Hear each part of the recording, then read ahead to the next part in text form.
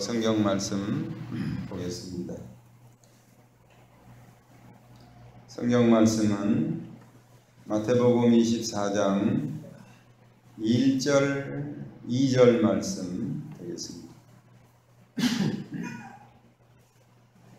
성경 말씀은 마태복음 24장 1절 2절 봉독합니다.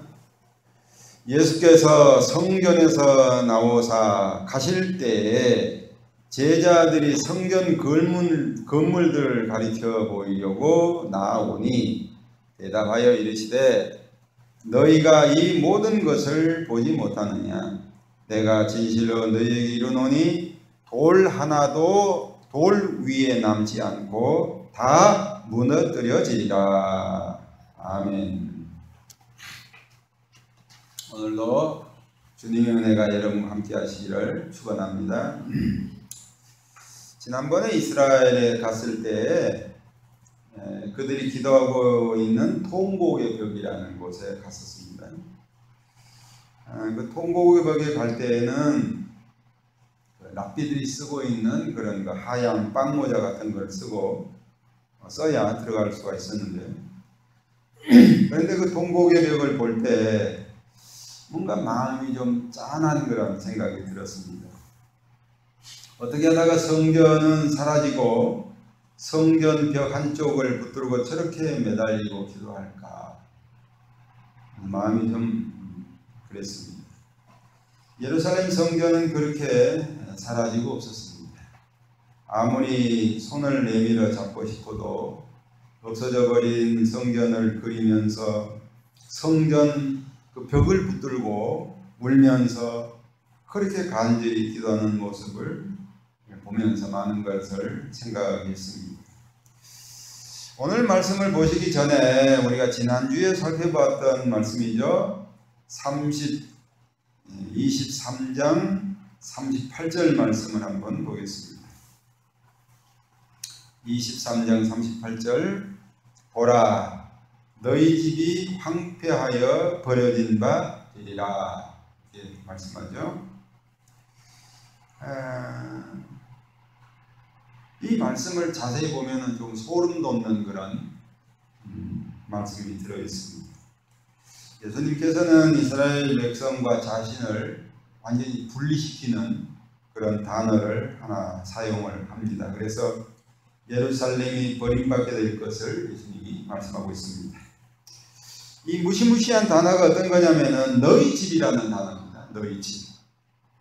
그러니까 하나님은 이때까지만 해도 예루살렘과 이스라엘 백성 사이 전체를 가리켜서 내 집이라고 했습니다. 나의 집, 나의 집이라고 했습니다. 얼마나 정다운 말씀인지 모르죠. 그러니까 이스라엘 백성과 하나님 사이가 하나라는 것을 뜻하는 거죠. 하나.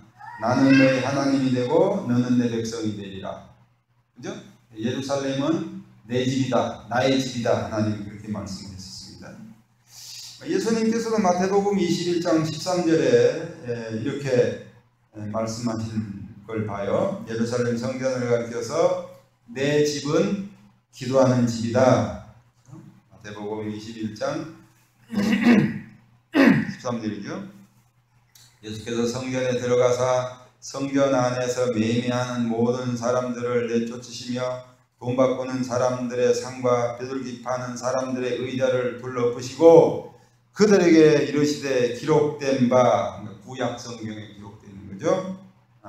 뭐예요? 내 집은 기도하는 집이라. 예수님이 이렇게 말씀합니다. 내 집, 나의 집이다 그 말이죠. 나의 집. 자, 그런데 그런 나의 집이라고 했던 성전을 가리켜서 예수님이 뭐라고 하셨다고요? 너희 집. 너희 집. 그건 뭐예요? 예루살렘 성경을 부정하고 계신 거죠. 너희 집이다. 나의 집이 아니다. 이제 그렇게 말씀한 거죠. 예수님과 상관이 없는 거죠. 나와 상관이 없다. 나는 모르는 것이다. 이런 의미로 우리가 받아들일 수 있는 거죠. 꼭 최후 심판 때 예수님이 하신 말씀이 그래요. 예수님이 마태복음 7장에 보면 그때에 많은 사람들이 나더러 이르되 주여 주여 하지만은 나는 그들에게 말하기를 나는 너희를 도무지 알지 못하겠다. 예수님이 그렇게 말씀하죠. 나는 도무지 너를 알지 못하겠다. 누구냐? 너 누구냐? 너는 나를 주님이라고 부르짖는데 나는 너 모르겠다. 너 누구냐? 예수님 그렇게 말씀하시겠다. 오늘 본문 1절에 있는 말씀을 보시면 예수님의 행동이 하나 나와 있죠. 그 1절 한번 보시면은 예수께서 성전에서 나와 그랬습니다. 성전에서 나오셨다. 예수님은 백성들에게 성전에서 가르치시다가 성전에서 나오셨죠. 이게 물론 예수님이 성전에 들어가셨을 수도 있고 나오실 수도 있죠. 하지만은 지금 여기 1절에 기록되어 있는 이 말씀은 특히 다른 거예요. 왜냐니까 예수님이 두 번 다시는 성전에 가시지 않습니다. 마지막 성전에서 나오시는 행위예요. 이걸로 끝이에요. 왜냐니까 예루살렘 성전은 예수님이 성전에서 나오시는 걸로 지구상에서 사라지고 말기 때문에 그래요. 이 예루살렘 성전은 헤롯 왕이 건축을 해서 시작을 한 것인데 예수님이 계실 때까지 공사가 진행 중이었다 그래요. 46년 동안. 그랬다가 AD 63년에 예루살렘 성전이 완공이 됐는데 무려 82년 동안 성전이 지어졌습니다. 82년 동안. 요즘은 아무리 큰 건물도 4, 5년이면 뚝딱 지어요. 4, 5년. 우리가 사는 집은 보통 한 3달, 4달이면 다시 있습니다. 근데 82년 동안 성전을 지었다고 그러니까 상상이 갑니까? 도대체 어떻게 지었길래 80년 동안 성전을 지었을까? 네? 정말 웅장하지 않겠어요? 이 그림을 보시면 이게 통곡의 벽입니다. 이게 예루살렘 서쪽 벽이에요. 예루살렘 서쪽 벽인데 그 맨 밑에 보시면 성전 그 지었던 돌들이 보이죠. 보통 사람 키만 하죠. 높이가 그죠? 키 큰 사람은 뭐 여기 가슴까지 올라오죠. 돌이 이렇게 커요. 키 작은 사람은 꼭 돌 키만 해요. 이렇게 성전 지었던 이 돌들이 이렇게 커요. 어마어마하게 하죠. 그런데 그 예루살렘 성전이 이렇게 파괴가 되는 거예요. 제자들이 1절에 그죠? 제자들이 예수님께 아주 자랑스럽게 성전을 자랑을 한 것 같아요. 그래야 예수님 성전이 아주 웅장하지 않습니까?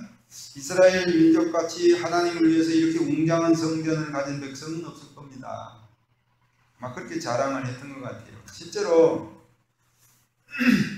당시 예루살렘 성전은 지붕을 금으로 덧씌웠고 그리고 기둥마다 전부 다 벽마다 다 금으로 덧씌워놨기 때문에 아주 그 성전이 아주 웅장했다 그래요. 그래서 그 누가 봐도 그렇게 웅장한 성전이 파괴된다는 것 자체는 상상할 수 없는 일이었어요. 그래서 제자들이 자랑스러워하면서 은근히 예수님께서 그래, 야 정말 대단하다 그렇게 화답해 주실 것을 기대하고 자랑을 했죠. 그때 예수님이 분명히 말씀하죠. 뭐라고 합니까? 내가 너희에게 말하노니 돌 하나도 돌 위에 남지 않고 다 무너지리라. 그야말로 성전이 초토화될 것을 말씀하신 거죠. 아마 제자들은 이 예수님의 이 말씀을 농으로 받아들였을 거예요. 예수님이 지금 농담하시는구나. 설마 하나님의 성전이 무너지겠느냐? 저렇게 웅장한 성전이 어떻게 무너진단 말이냐? 하나님이 지키시겠다는 얘기겠죠. 성전이 웅장하니까 금으로 더 씌워놨으니까 바짝바짝거리고 그 성전 위에서 얼마나 많은 금들이 들어갔겠어요. 그냥 하나님께서도 예배드리는 하나님의 성전이 저렇게 아름다우니까 하나님도 지키실 것이다 아마 그렇게 믿었을 거예요. 저렇게 아름다운 성전이 파괴된다는 것은 이거는 말도 안 된다 그렇게 믿은 거예요. 로마의 티투스가 장군이 예루살렘 성전을 공격하면서 이 사람도 이방 사람이지만 예루살렘 성전의 웅장함에 놀랐다 그래요. 그래서 자기 휘하의 군인들에게 명령을 내립니다. 뭐라고 명령 내리냐면은 성전은 건들지 마라. 너무나도 아름답고 웅장하니까 성전만큼은 건들지 마라. 그렇게 명령을 했다 그래요. 하지만 누군가 군인들 중에 성전 모퉁이에서 모닥불을 피우다가 그만 실수로 그 불씨가 성전에 옮겨 붙었습니다. 그리고 성전은 삽시간에 불길에 휩싸였고 성전 기둥과 벽과 천정에 있던 금들이 녹아 흘러내리기 시작하죠. 노만 군인들은 그 금들을 보면서 환장하는 겁니다. 미쳐가는 겁니다. 그래서 그 금들을 취하려고 돌 사이에 흘러들어간 금을 캐려고 예수님 말씀하신 것처럼 돌들을 다 흘러버리는 거예요. 그래서 예수님 말씀이 이제 응하는 겁니다. 돌 위에 돌 하나도 남지 않고 다 무너뜨려진다. 예수님 말씀이 이루어지는 거예요. 그렇게 해서 성전은 사라지고 말았습니다. 웅장했던 성전, 그렇게 자랑스럽게 여겼던 성전이 없어지고 말았어요. 그래서 지금은 이슬람 사원이 덩그랗게 그 자리에 서 있습니다. 도대체 무엇이 잘못됐을까요? 이스라엘 백성들이 어디가 잘못됐을까요? 왜 성전이 그렇게 사라졌을까요? 오늘날까지도 성전은 질 수가 없습니다. 왜냐하면 거기다가 예루살렘 성전을 지려면은 아까 뭐요? 이슬람 사원을 무너뜨려야 돼요. 그럼 이스라엘 사람들이 가만히 있나요? 이슬람 지금 인구가 얼마인지 아세요? 20억이 넘어요. 이슬람이. 그 이슬람 20억 되는 사람들이 들고 일어나 봐요. 이스라엘과 전쟁을 해야 합니다. 지난주에 살펴봤던 말씀이 이스라엘 백성들이 율법에 특히 제사제도에 들어있는 뭐예요?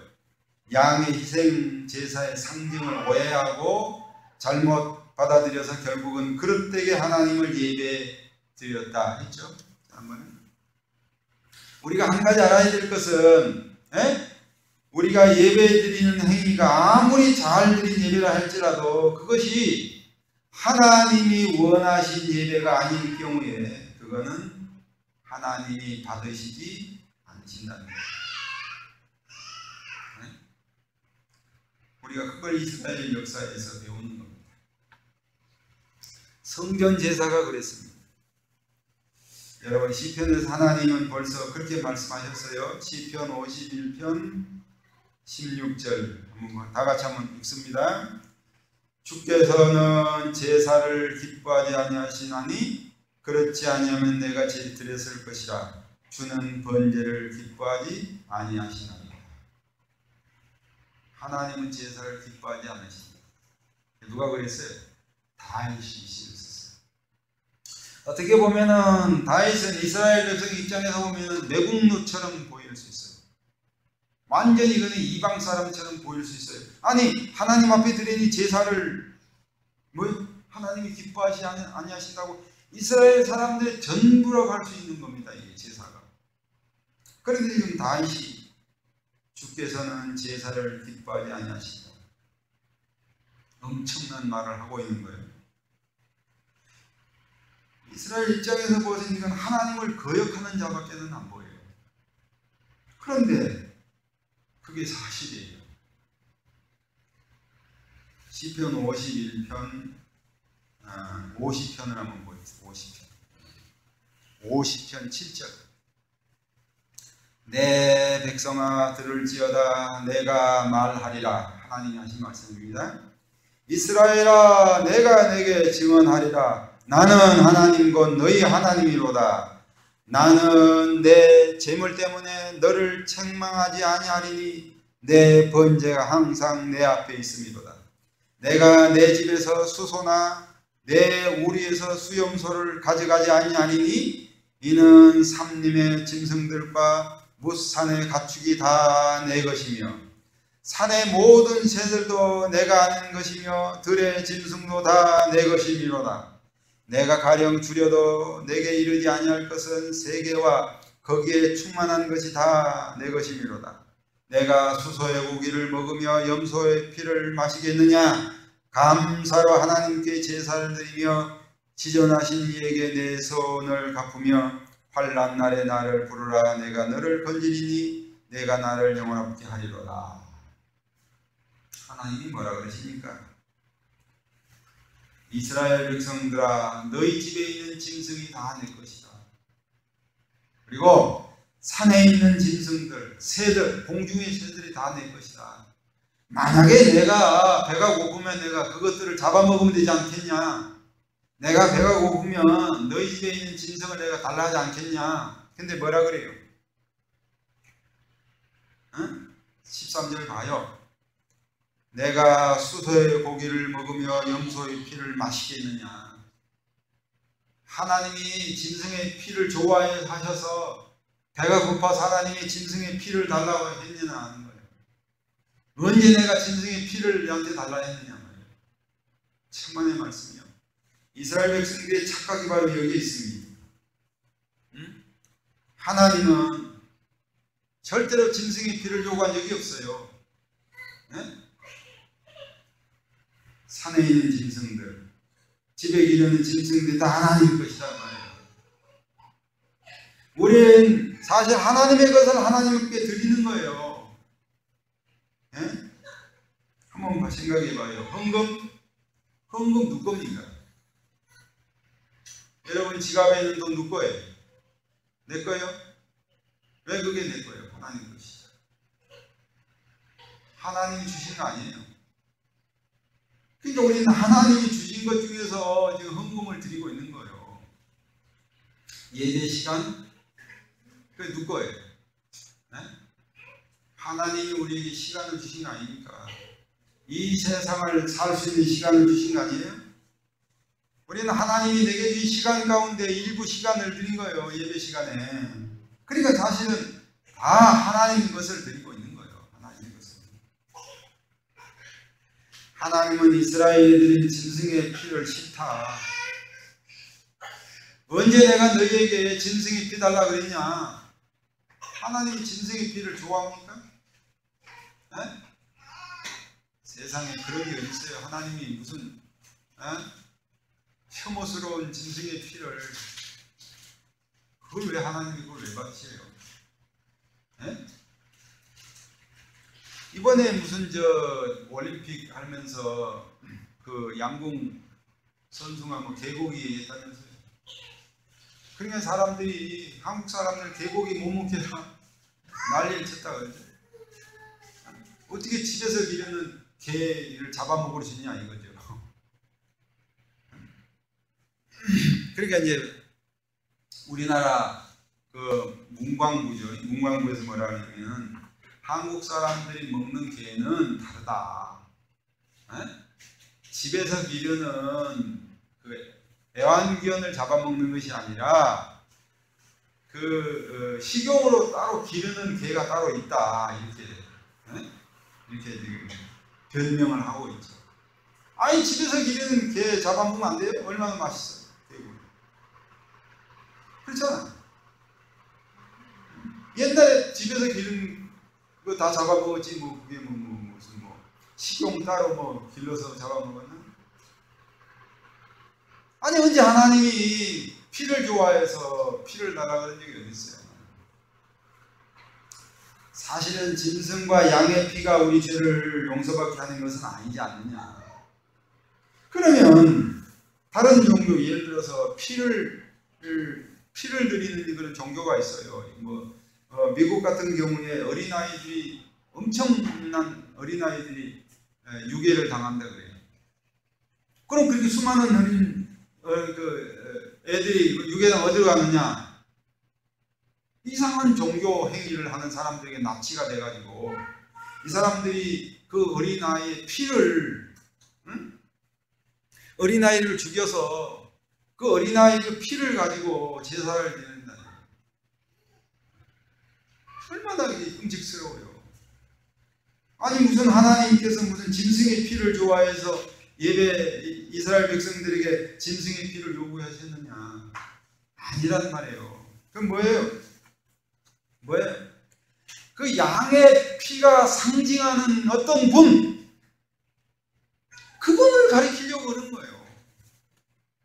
하나님도 짐승을 잡아가지고 피를 흘리는 거 싫어하시지만은 어떤 분, 누구? 하나님의 아들 예수 그리스도를 가리키려고 내가 내 아들 예수 그리스도를 보내서 그로 하여금 이 양이 피를 흘린 것처럼 내 아들도 십자가에 죽어서 피를 흘려 죽어서 너희 죄를 용서하게 할 거다. 하나님 그거 가리키려고 이스라엘 백성들에게 양을 잡으라는 거지. 근데 이스라엘 백성들은 양을 잡아 죽이면서 그 속에 들어있어야 할 하나님의 아들 예수 그리스도를 떼버렸다 그 말이에요. 예수님을 마음속에 간직하지 않았다 그 말이에요. 우리가 예배를 드리면서 하나님의 어린 양 대신 예수 그리스도가 우리를 대신 죄를 뒤집어 쓰시고 죽으신 그 의미를 감사하면서 예배를 안 드린다? 하나님은 그 예배를 받으시지 않습니다. 그런 예배 하나님이 안 받아요. 이스라엘 백성들이 그렇게 예배를 드렸어요. 그러니까 하나님이 안 받으신 거예요. 아니 예배를 안 받을 뿐만 아니라 아예 예루살렘 성전을 없애버린 거예요. 아니 있을 필요도 없죠. 이미 예수님을 통해서 완성이 됐으니까 예루살렘 성전은 있을 필요가 없는 거예요. 무엇이 잘못됐습니까?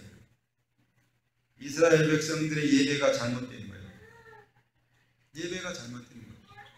한번 보시기 바랍니다. 하나님이 얼마나 몸소리치고 잘못된 제사를 얼마나 하나님이 싫어하시고 혐오하시는지 한번 봐요.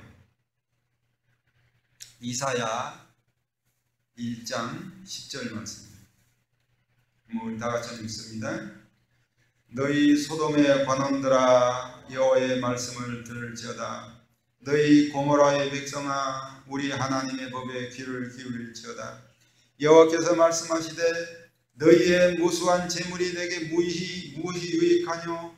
나는 수양의 번제와 살린 짐승의 기름에 배불렀고 나는 수송아지나 어린 양이나 순염소의 피를 기뻐하지 아니하노라. 하나님이 무슨 피를 먹는 악마시니까 하나님이 피를 좋아하시게. 12절 보세요. 너희가 내 앞에 보이려 오니 이것을 누가 너희에게 요구하였느냐? 내 마당만 밟을 뿐이니라. 헛된 재물을 다시 가져오지 말라. 분향은 내가 가증히 여기는 바요 월삭과 안식일과 대회로 모이는 것도 그러하니 성회와 아울러 악을 행하는 것을 내가 견디지 못하겠노라. 내 마음이 너희의 월삭과 정한 절기를 싫어하나니 이것이 내게 무거운 짐이라 내가 지기에 곤비하였느니라. 한번 봐요. 하나님이 이스라엘 백성들이 드리는 예배를 얼마나 싫어하시는지. 지금 뭐라 너희 소돔아 고모라야 그래요. 소돔 고모라가 뭔지 알죠? 성적 타락 때문에 하나님께서 불로 심판했던 도시가 바로 소돔 고모라 아니에요? 근데 이스라엘 백성들 보고 소돔아 고모라 그러고 하고 있으니까 이스라엘 백성들이 얼마나 타락했는지 하나님이 이스라엘 백성들을 향해서 소돔아 고모라야 그렇게 말씀하고 있어요. 뭐라 그래요? 너희의 무수한 재물이 내게 무엇이 유익하냐? 나는 순양의 번제와 살린 짐승의 기름에 배불렀고 나는 수송아지나 어린 양의 수염소의 피를 기뻐하지 아니한다. 하나님의 말씀입니다. 월삭 관식이가 대회로 모이는 것도 싫다. 예배도 싫다 그 말이지. 우리가 드리는 예배 하나님이 싫어하신다 그 말이에요. 응? 내 마음이 너희의 월삭과 정한 절기를 싫어한다. 싫어한다. 그것이 내게 무거운 짐이라 내가 지기에 곤비하였다. 지쳤다 그 말이 하나님이. 우리가 드리는 이 예배에 지쳤다 그 말이야. 지쳤다. 견디지 못하겠다. 우리가 드리는 예배를 하나님이 싫어해요. 어떻게 예배 드리면서 건물만 화려하게 지어놓고 그 안에서 드리는 예배가 알맹이가 없는 껍데기 예배가 될 수 있다. 지금 하나님은 이스라엘 백성들을 향하여 소돔 고모라야 얼마나 이스라엘 백성들이 타락했는지. 이스라엘의 실패는 뭐예요? 뭐의 실패요? 예배의 실패. 예배의 실패에서 왔어요. 예배의 실패란 뭐냐면 바로 그들이 드리는 예배 속에 예수 그리스도가 안 계십니다. 양을 제물로 드리면서 그들은 지금 이 양을 진짜가 아니라 아무리 내가 좋은 양의 피를 드려도 그 피는 그림자요. 진짜 양이 오셔서 우리를 위해서 피를 흘려 죽으실 것이다. 그분이 바로 하나님의 아들 예수 그리스도다. 우리는 그분을 기다린다. 이게 있어야 된다 그 말이지. 이게. 근데 이스라엘 사람들은 그거 없는 거예요. 예배 속에 그게 빠져버렸단 말이죠. 우리 마음과 심령에 새기고 예배를 드려야 할 아주 중요한 부분이에요. 이게. 오늘날 우리 예배는 어떠 하느냐? 바울은 예배에 대해서 이렇게 말을 했어요. 히브리서 10장 25절에 모이기를 패하는 어떤 사람들의 습관과 같이 하지 말고 오직 권하여 그날이 가까울수록, 그날이 뭐냐면 심판날, 예수님 재림하실 날이 가까울수록 더욱 그리하자. 뭘 더욱 그리해요? 모이기를 힘쓰자 그 말이에요. 여기 모인다는 것은 뭐예요? 뭐하러 모여요? 하나님 앞에 예배 드리려고 모이는 거죠. 그러니까 예배 드리려고 모이기를 힘쓰라 그 말이죠. 그러니까 성도들이 모이는 것은 하나님 앞에 예배 드리기 위해서 모인다 그 말이죠. 그런데 중요한 것은 요한복음 4장 요한복음 4장 23절 24절이죠. 이렇게 말씀해요. 아버지께서 예배하는 자를 찾으신다. 하나님은 영이시니 예배하는 자가 영과 진리로 예배할지니라. 옛날 우리 성경에는 신령과 진정으로 그렇게 되어 있어요. 번역을 너무 의역을 해놨죠. 그래서 이번에는 이렇게 번역이 되어 있죠. 하나님은 영이시니 예배하는 자가 영과 진리로 예배할지니라. 영과 진리로. 하나님은 그렇게 예배한 자를 찾으신다. 영과 진리로 예배한 자를 찾으신다. 그럼 영이 뭐예요? 영. 영적으로 예배를 드린다. 그러니까 육적으로 세상적으로 예배를 드리지 말고 영적으로 예배를 드려야 그 말이에요. 영적으로. 지금 예배 드리면서 무슨 생각하고 예배 드리고 있어요? 오후에 장사를 시작해 볼까? 커피를 어떻게 만들까? 이게 지금 세상적으로 육적으로 예배드립니다. 예배드리면서 우리 마음속에 우리 생각 속에 하나님이 안 계신다, 예수님이 안 계신다, 그게 육적으로 예배드립니다. 다른 게 육적으로 예배하는 게 아니에요. 하나님 앞에 지금 예배를 드리면서 우리 속에, 우리 마음속에, 머릿속에 예수님으로 꽉 차지 않고 예배를 하고 있다. 그게 육적으로 예배. 그런 예배는 하나님이 안 받으신다는 거죠.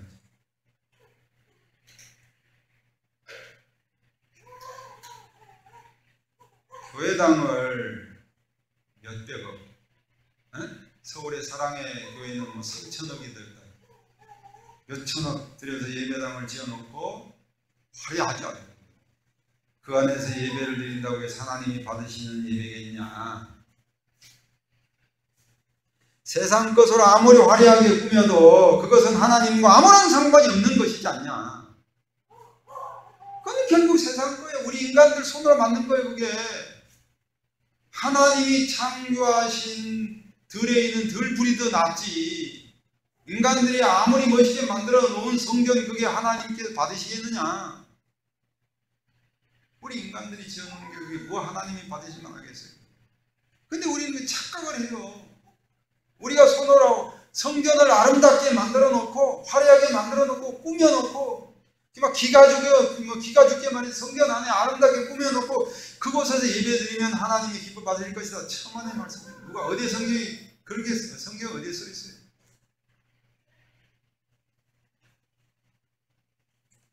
오늘날 많은 교회들이 육적으로 세상적으로 그런 식으로 예배를 드리고 있다.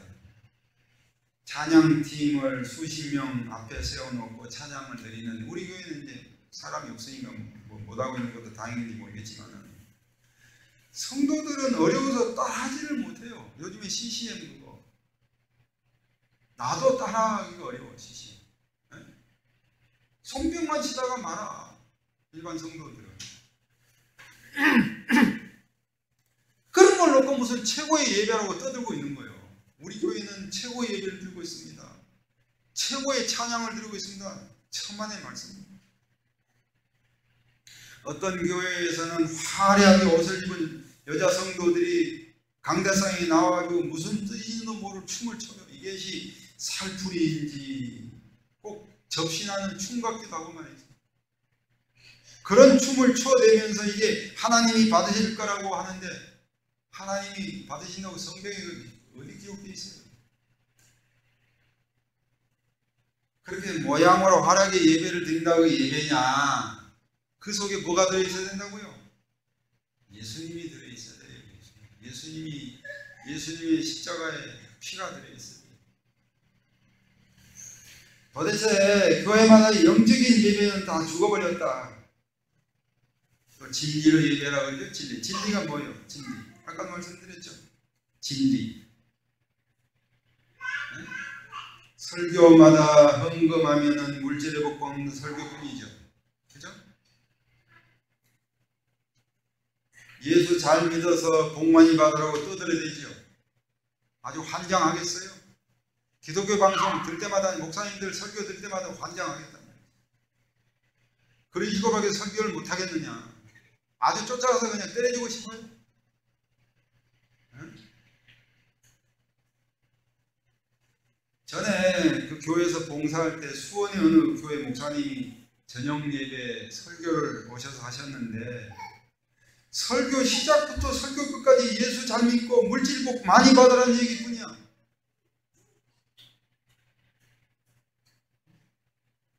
성도들은 그 설교를 들으면서 막 기가 막 아멘 난리가 났어요. 물질 복 받으라니까요. 네? 자식들 뭐 복 많이 받아야 된다 하니까 막 미쳐가지고 막 아멘 하면 난리가 났다. 진리란 뭐냐? 진리로 예배라고 그랬잖아요. 그럼 진리가 뭐요? 예수 그리스도예요. 네? 이 진리란 설교 어록을 말하는 게 아니에요. 무슨 좋은 단어나 좋은 설교 한 대목을 말하는 게 아니에요. 그게 진리가 아니에요. 그게 우리가 말하는 격언처럼 말이지 그런 게 진리가 아니에요. 진리란 예수 그리스도예요. 그래서 성경에 예수 그리스도 안에서라는 말이 성경에 막 수없이 나와요. 그리스도 안에서, 예수 안에서, 그리스도 안에서, 예수 안에서. 예수님이 진리거든. 우리가 예수님을 모시는 것은 구약 이스라엘 백성과 같은 맥락인데, 예를 들어서 구약에서는 오실 예수님을 믿고 기다리는 거예요. 앞으로 오실. 그러니까는 양으로 제사를 드릴 때 양의 피가 우리 죄를 용서한다고 믿으면 큰일 난 거 그거는. 그게 아니라 이 양이 죽어서 피를 흘린 것처럼 어린 양 되시는 예수 그리스도 오셔서 우리 위해서 피를 흘려서 이렇게 죽어주실 것이다. 그걸 믿는 거예요. 그걸. 오실 예수님을 믿는 거예요. 그게 바로 제사예요. 예배고. 우리는 뭐요? 이미 오신 예수님을 믿은 거예요. 이미 오신 예수님은. 이미 오셔서 구약에서 말씀하신 대로 우리를 위해서 십자가에서 피를 흘려 우리의 모든 죄를 다 용서받게 해주신 그 예수님을 믿는 거예요. 그게 진리예요. 그게. 그러나 지금 예배드리면 우리 마음속에 이것이 우리 마음속에 들어있어서 예배를 드려야 그 예배를 하나님이 받으신다. 이게 없으면 예배 안 받으셔야 하나님. 우리가 드린 예배는 다 헛된 예배 드린 거예요.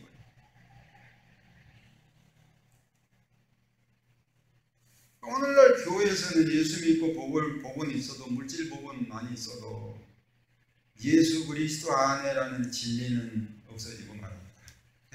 영적 진리 없어지고 말합니다. 예수님 안에서 하나님이 우리에게 주신 은혜들이 다 복인데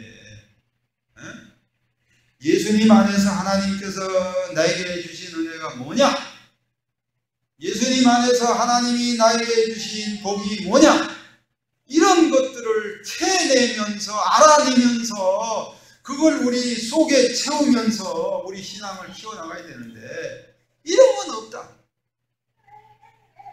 그냥 예수 믿고 천국 이것만 있다. 예수 믿고 천당 이것만 있다. 그냥 예수 믿고 구원 이것만 들어있다. 다른 건 아무것도 없다 이거야. 그럼 예수 믿고 구원 그러면 예수 믿고 구원받으면 그게 뭔지 그걸 알아야 되지 않겠어요? 그게 진리인데. 근데 그게 없다. 그래서 예수님을 통해 살아가신 하나님의 은혜가 무엇인지를 알고 그거 하나면은 족한 거예요. 그거 외에 다른 거는 가질 필요가 없는 거예요. 사실 예수님 한 분이면 족한 거예요. 그렇죠? 이스라엘의 실패와 성전의 멸망이 바로 이거요. 진리와 영적 예배에서 실패를 해서 온 거예요. 우리에게는 예수 그리스도 한 분이면 족한 거예요. 나는 그래요. 교회가 붕이 안 돼도 좋아요. 우리 식구들끼리만 예배 드려도 좋아요. 우리 속에, 우리 가슴 속에, 우리 마음 속에 예수 그리스도 한 분으로 우리는 감동되고 예수님 한 분으로 그저 만족하고 감사하고 살면 그거로 족한 거지. 뭘 더 바래. 수백 명, 수천 명 모여봤자 골치면 아파요. 골치면 아프다고. 그런데 지금 사실은 나는 그게 걱정인 거지. 사람 숫자가 문제가 아니라 몇 사람이 모였는데도 뭐 제각각의 마음이 아무리 봐도 내가 봐도 지금 여기 예배 우리 예배드린 이 속에 예수님이 안 보인단 말이에요. 제각각이란 말이지. 나는 이게 걱정이지. 다른 게 나는 걱정 안 해.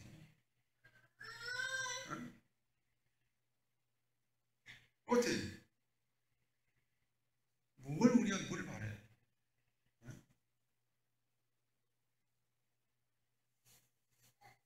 오늘 여러분들에게 예수님으로 만족하는 삶과 예배, 예수님이 살아계셔서 찬송을 불러도 감동이 있고 기도해도 감동이 있고 헌금을 드려도 감동이 있고 매 시간마다 감동이 있는 예수님을 통해서 감동이 있는 그거면 대가 그건 속한 거예요. 그거면 그걸로 다시 한번 여러분의 삶이 진정한 예배가 살아나고 하나님 앞에 복이 되는 그런 은혜가 있기를 주의 이름으로 축원합니다.